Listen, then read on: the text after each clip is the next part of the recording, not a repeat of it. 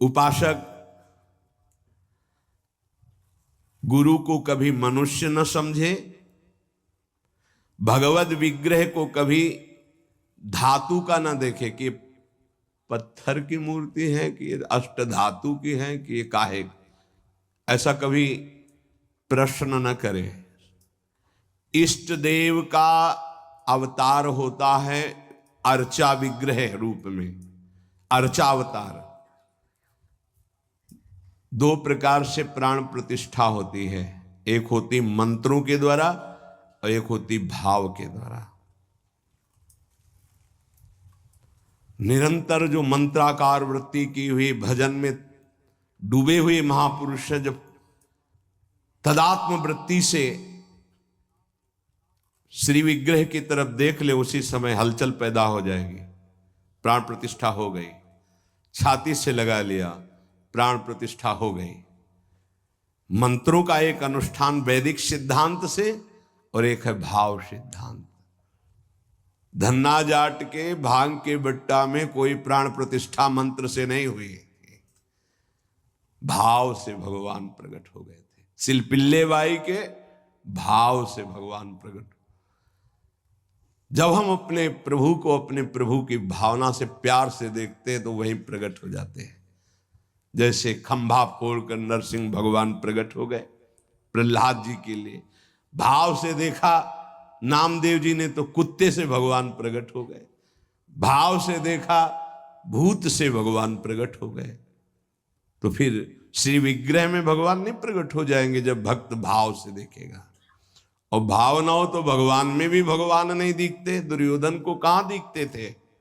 दुर्योधन दुशासन इनको नहीं दिखते थे, भगवान में भी भगवान नहीं दिखते। गुरु को मनुष्य समझना, भगवद विग्रह को धातु या पाषाण का समझना, गुरु मंत्र को साधारण शब्द समझना, चरणोदक को सामान्य जल मानना, भगवत प्रसाद को भोजन मानना, अन्न मानना, साधु की जाति पर दृष्टि रखना, ये उपासक को सावधानी पूर्वक त्याग कर देना चाहिए। ये उपासना के बड़े विघ्न हैं। यदि ऐसा भाव बना रहेगा तो उपासना सिद्ध नहीं होगी।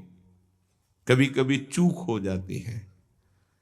प्रसाद में अन्न या फल दृष्टि नहीं रखी जाती, सिर्फ प्रसाद। और वैष्णव पद्धति है, प्रसाद का किनका मुख में अगर डाल लिया जाए तो कोई भी व्रत भंग नहीं होता, चाहे निर्जला ही क्यों न हो। भगवत प्रसाद में ये भाव नहीं रखा जाता कि ये अन्न है या अमुक वस्तु है, नहीं।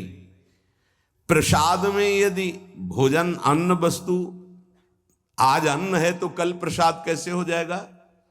प्रसाद तो सिर्फ प्रसाद है और उसका किनका डालने से हर व्रत की पूर्णता होती है।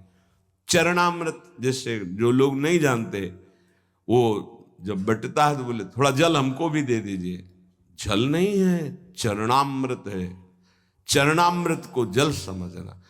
प्रभु के सामने जाकर के पूछना, ये मूर्ति काहे की है? पत्थर की है, संगमरमर की है, ये धातु की है? बड़ा अपराध कर रहे हो। ऐसा कभी प्रभु के श्री विग्रह के सामने नहीं।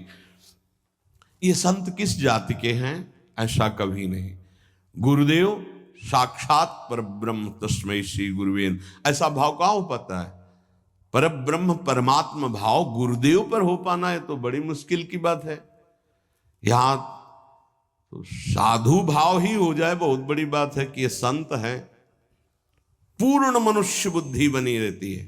इसीलिए हमको अपने गुरुदेव में आराध्य देव नहीं दिखाते, नहीं तो गुरुदेव अपने स्वरूप को ही तो दिखाने के लिए विराजमान है। इसमें शिष्य के नेत्र की बात है। गुरुदेव तो कृपाल हुए हैं। जब हरिव्यास देवाचार्य जी अपने गुरुदेव के पास आए तो जब शिष्यत्व की बात की तो उन्होंने कहा, तुम्हें कुछ दिखाई दे रहा है? बोले नहीं। जाओ 12 वर्ष गिरिराज जी की परिक्रमा। फिर आए, राधे राधे। अब कुछ दिखाई दे रहा है? बोले नहीं। फिर जाओ 12 वर्ष, 24 वर्ष राधा राधा रटते हुए गिरिराज जी की परिक्रमा लगाई। जब आए बोले अब दिखाई दे रहा? बोले हाँ, आपकी गोद में प्रिया प्रीतम विराजमान है। ये अब दृष्टि आई। गुरु को मनुष्य मानना, प्रायः मनुष्य ही मानते हैं। हमें लगता है कि 1000 में कोई 1-2 ऐसे होंगे जो ये भाव हो कि गुरुदेव हमारे ब्रह्म हैं। छवि या मूर्ति विराजमान करके तो पूजा सब करेंगे, लेकिन मनुष्य बुद्धि या बहुत बहुत संत बुद्धि, उसमें भी प्रश्नवाचक चिन्ह। साक्षात पर ब्रह्म कहने को तो सामने जाके बोलेंगे गुरुर् ब्रह्मा गुरुर् विष्णु गुरुर्देव महेश्वरः गुरु साक्षात पर ब्रह्म तस्मै श्री गुरुवे नमः। विचार करो, इसमें से एक भी माना है तुमने? गुरु को ब्रह्मा माना है या हरि माना है या शिव माना है या साक्षात पर ब्रह्म माना है? बड़ा मुश्किल है। केवल कह देना अलग, बोले होना भी तो चाहिए साक्षात पर ब्रह्म। केवल बातों से कोई पर ब्रह्म थोड़ी हो जाता है। तो पाषाण में पर ब्रह्म था क्या? वो तो अव्यक्त था, तुम्हारे भाव से व्यक्त हुआ ना।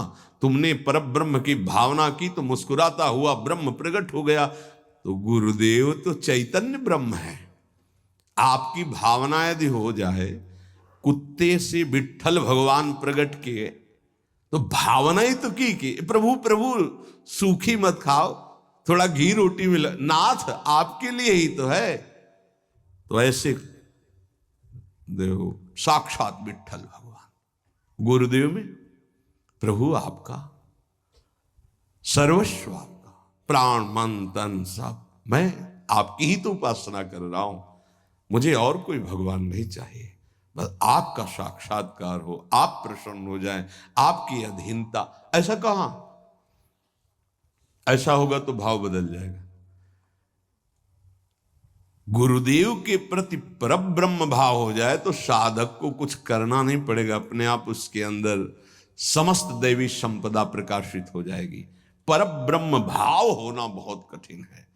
गुरुदेव के प्रति परब्रह्म भाव हो गया तो उस भाव की सिद्धि होगी, चराचर जगत में परब्रह्म भाव हो जाएगा।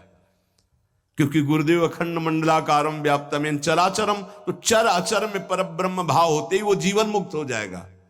बहुत कठिन बात है। इसलिए उपासक इस भाव को सिद्ध करे। गुरुदेव साक्षात परब्रह्म, भगवद विग्रह साक्षात मेरे इष्ट देव, चरणोदक अहो भाग्य जो हमें चरणामृत पीने को मिल रहा है, कोई जल नहीं। और गुरुदेव का मंत्र, ये कोई शब्द नहीं है, साक्षात इष्ट देव मिल गए, मुझे मंत्र मिल गया तो। पर ऐसी बुद्धि कहाँ है? पड़ा है एक कोने में हृदय में मंत्र, उसका बार बार स्मरण नहीं, बार बार दुलार प्यार नहीं मंत्र का। आप देखो मंत्र को कितना प्यार करते हैं आप। मंत्र का प्यार है बार बार स्मरण करना, दुलार करना, तो उसी का जागरण होगा। तो वहीं प्रिया प्रीतम निकुंज सब उसी में छुपा है। ये जो मंत्र है ना, इसमें सब कुछ छुपा है। मंत्र की ही व्याख्या चतुरासी जी है, निज मंत्र की व्याख्या चतुरासी जी है। चतुरासी जी की व्याख्या 42 लीला और वृंदावन दास चाचा जितने भी पद गाए सब चतुरासी जी की व्याख्या है। और 84 जी निज मंत्र की व्याख्या है। ये अंदर की बात समझ। मंत्र मिला मतलब पूरे निकुंज की चाबी मिल गई। बीज मंत्र इसी को कहे, इसी से पूरा निकुंज रूपी वृक्ष प्रकाशित हो जाएगा। इष्ट देव में, गुरुदेव में जितना तुम्हारे भाव की कमी रहेगी उतना ही उपासना असफल रहेगी। जब अपने इष्ट देव के पास कोई जाता, जैसे यहां से कोई बोले कि बरसाने जाए, हे सुनो श्री जी को हमारी भी दंडवत कर, अहो भाग्य आपके कि आप श्री जी के दर्शन करने जा रहे, हमारी दंडवत कह देना, हमारी स्मृति, हमारी भी अर्जी लगा देना।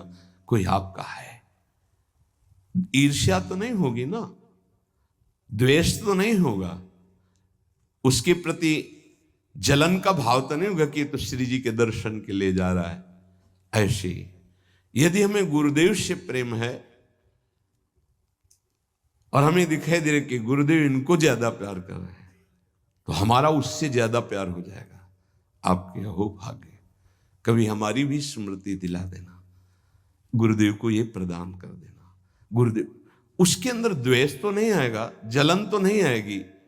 जब मनुष्य बुद्धि होगी तब जलन होने लगेगी, तब ईर्ष्या जागृत हो जाएगी।